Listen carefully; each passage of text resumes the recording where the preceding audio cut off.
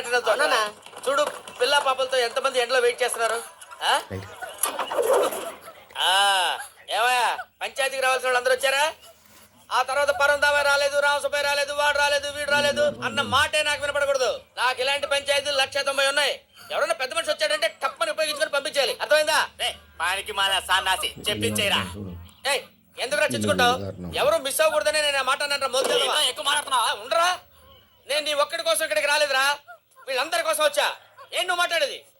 తప్పకుండా కొంచెం లేట్ అయితే ప్రతి వాడు నోరు చేసుకుంటాడు. తప్పకుండా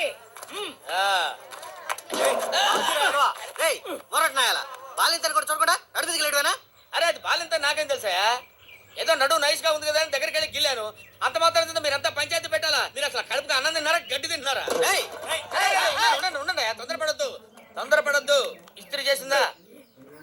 రెడీగా ఉందన్నా. నువ్వు ఏడవద్దు రాస్కెల్. నువ్వు ఏడిస్తే నాకు ఎంత అవమానం తెలుసా? సరేనాయా, ఏదో ఆ అమ్మాయిని నడువు లైట్ గా గిల్లేందుకు నేను మీ వాడిని అనుకుని నన్ను క్షమించేసేయండి. చేసిందంతా చేసి నేను మీ వాడిని అంటావా?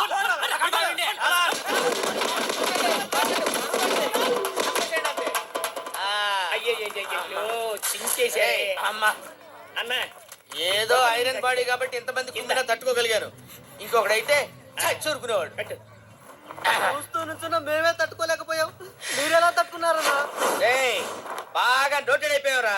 ఈ సాగుతో శుభ్రంగా ఎలక్షన్ లో నిలబడొచ్చురా. అవునరా, వీళ్ళ దగ్గర ఎన్నిసార్లు తన్నులు తిన్నాను రా. అదే సింపతితో వాళ్ళు నోట్లు అడుగుతాను, వాళ్ళు నన్ను సీఎం చేస్తారు, మీరు ఎమ్మెల్యేలు అయిపోతారు.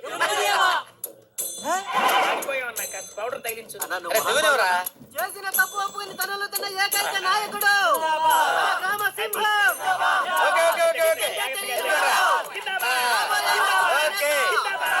మళ్ళీ పంచాయతీలో కలుద్దాం.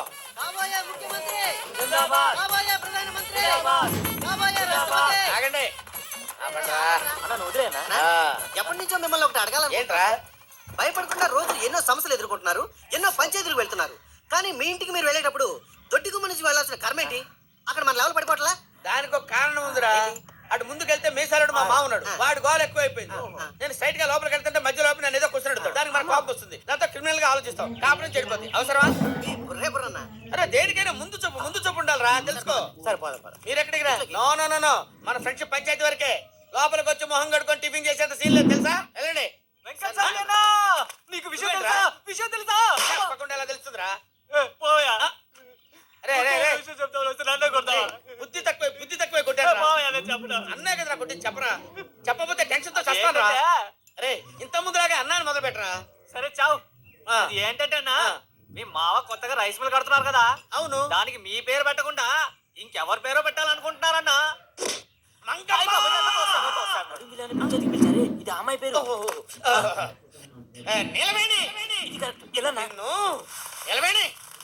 ఏంటే పిలుస్తుంటే వినపట్టలేదా నీకు? లక్షణంగా నీలవేణి వినపడింది, మంగమ్మ అన్నారే అది వినపడింది. ఆ మ్యాటర్ నీకు అనవసరం. నేను అడిగిన ప్రశ్న సమాధానం చెప్పు. నేను ఎవరిని? నా పిల్లలకి అబ్బా. నీకేమవుతాను? మొగుడు. మీ నాన్నకేమవుతాను? పోనికిరా నల్లుడు. పెద్దలుడు అన్నాను. తెలుసు కదా, నీ పిల్లలకి నాన్ని, నీకు మొగుడిని, మీ నాన్నకి పెద్దలుండి. ఈ 3 పోస్టులకి న్యాయం చేకూర్చాలని నేను చేస్తుంటే ఏదో రైస్ మిల్కి ఏం పేరు పెట్టాలని డిస్కషన్ చేస్తున్నారా? డిస్కషన్. అవును, అయితే ఏం చేయమంటారు? కొట్టానంటే మొహం చెట్టు అయిపోద్ది. అరే, ఈ కుటుంబం కోసం బయటికి వెళ్ళి ఎన్నో సమస్యల్ని ఎదుర్కొని ఎన్నో త్యాగాలు చేసి వస్తుంటే ఆఫ్టర్ ఆల్ రైస్ మిల్కి ఈ ఎగర్సాం పేరు పెట్టలేరా మీరు? ఏంటమ్మా గొడవ? మాట్లాడుకుంటున్నాం మావయ్య. ఏంటి పైనుంచి పిలిస్తే భయపడతా అనుకున్నాడా? మీసాలు పిలిస్తే మీ నాన్న బ్రహ్మనాడని ఫీలింగా? మళ్ళీ ఏంటమ్మా మాట్లాడుకుంటున్నాం మావయ్య. మాటికి పిలిస్తే భయపడతా అనుకున్నా. మెల్లిగా మాట్లాడండి. ఏంటి మెల్లిగా మాట్లాడదు? ఎందుకు మెల్లిగా? అలా మాట్లాడండి. మీ అందరినీ కట్టగట్టి కుమ్మలు పెడతాను, జాగ్రత్త. ఎలా కుమ్ముతారు? ఇప్పుడు పంచాయతీలో మిమ్మల్ని కుమ్మేరే ఆ టైప్ లోనా? అంటే ఆ న్యూస్ కూడా వచ్చేసిందండి దగ్గరికి. ఈ న్యూస్ మాత్రమే కాదు, ఇంకో న్యూస్ కూడా వచ్చింది. పిల్లలు ఇటు రండి. మీ నాన్నని ఎవరెవరు కొట్టలేదు?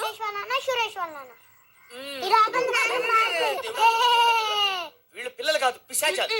మీ పిల్లలు నీలాగే ఉంటారు. నోర్మై, రైస్ మిల్కి నా పేరు పెడతారా లేదా? సమాధానం చెప్పు.